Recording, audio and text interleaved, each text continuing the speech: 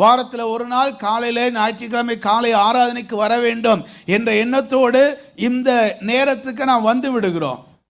இதே போல தினந்தோறும் தேவ சமூகத்தில் காத்திருப்பதற்கு, அவருடைய பிரசன்னத்தை அனுபவிப்பதற்கு நாம் ஒரு நேரத்தை குறித்து அந்த நேரத்தில் தேவ சமூகத்தில் நாம் நேரம் செலவு பண்ணுவோமானால் அதுதான் தேவன் நம்மில் வாசம் பண்ணுவதற்கு, நாம் தேவனிடத்தில் வாசம் பண்ணுவதற்கு நாம் ஏற்படுத்தி கொடுக்கிற ஒரு ஸ்பேஸ், ஒரு இடம்.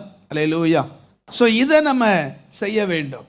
அடுத்து, we need some disciplined time to read and study the Bible.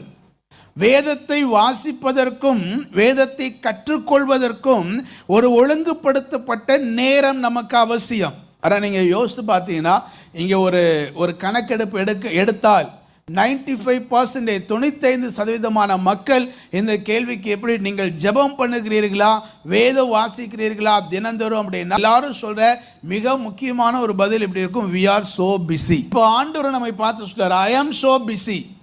அதனால் உன்கிட்ட பேசவோ, உன்னை ஆசீர்வதிக்கவோ, உன் ஜெபத்துக்கு பதில் கொடுக்கவோ என்னால் முடியாது, ஐ ஆம் ஸோ பிஸி அப்படின்னு அவர் ஒரு நாள் சொல்லிட்டாருன்னா எப்படி இருக்கும்? ஒழுங்குபடுத்தப்பட்ட ஜெப நேரம், ஒழுங்குபடுத்தப்பட்ட வேதத்தை வாசிக்க தியானிக்க நேரம் எடுத்துக்கொள்வது, அது எவ்வளோ நேரம் என்பதை நீங்கள் குறித்து கொள்ளுங்கள். ஆண்டவர் 5 மணி நேரம் இருக்கணும், 10 மணி நேரம் இருக்க வேண்டும் அப்படிலாம் அவர் சொல்லவே இல்லை.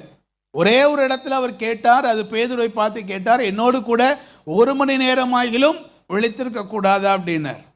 அப்படின்னா அதன் அடிப்படையில் வாசிப்போமானால் ஒரு அடிப்படையில் ஜெபிப்பதற்கும் வேதத்தை வாசிப்பதற்கும் மொத்தமாக சேர்த்து ஒரு மணி நேரம், ஒரு மணி நேரம் அப்படி நாம் நேரம் எடுத்து தேவனுக்கென்று ஒரு நேரத்தை ஒதுக்கி தேவனுக்கென்று ஒரு இடத்தை நம்முடைய வாழ்க்கையிலே கொடுப்போமானால் அதுதான் கர்த்தரோடு இருப்பது. அல்லேலூயா.